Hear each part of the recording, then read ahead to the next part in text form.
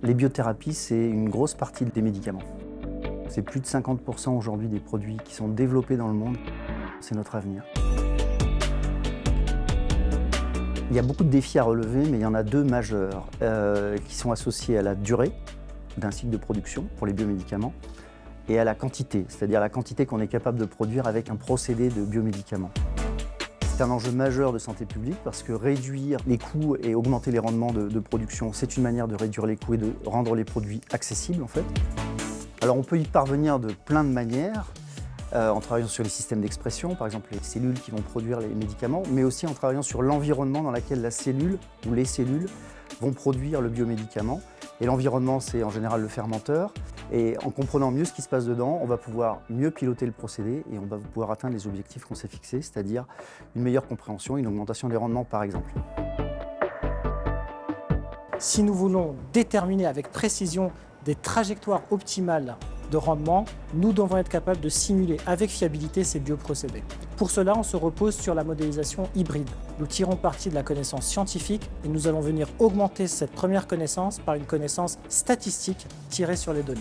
Ensuite, nous souhaitons mettre en place un processus qui va être scalable, robuste et performant. Pour cela, nous devons gérer une diversité de bases de données, avec des données qui vont être hétérogènes et non structurées. Nous devons opérer une convergence des métiers, une convergence des bases de données et une convergence in fine de l'IT et de l'OT en nous basant sur la technologie des graphes.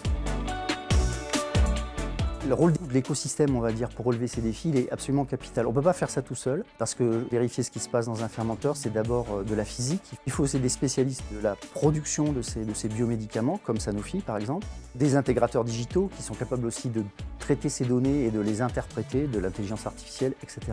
On est sur une filière de bioproduction qui se structure partout dans le monde. C'est ce qui s'est fait récemment avec la création d'une structure qui s'appelle France Biolide, qui permet en fait de structurer la filière des acteurs de la bioproduction. Pour rendre la filière bioproduction plus performante et plus digitale, nous avons souhaité passer de la théorie à la pratique et c'est pour cela que Capgemini Engineering a décidé d'investir il y a 3 ans sur le projet Calypso. Alors Calypso, qu'est-ce que c'est? C'est un projet de collaboration de R&D entre 6 acteurs français, Sanofi, Marcy et Vitry, et Capgemini et 4 autres acteurs. Les objectifs de ce projet sont multiples. On va dans un premier temps développer des capteurs pour les piloter les bioprocédés et améliorer la performance. Dans un deuxième temps, on va développer des nouvelles bases de données.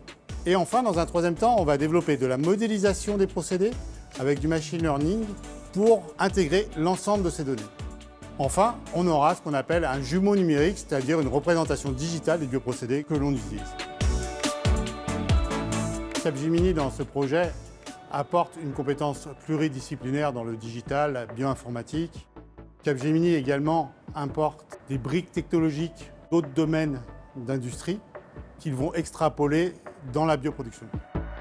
Aujourd'hui, le digital va nous permettre d'accélérer sur la mise à disposition des nouveaux médicaments.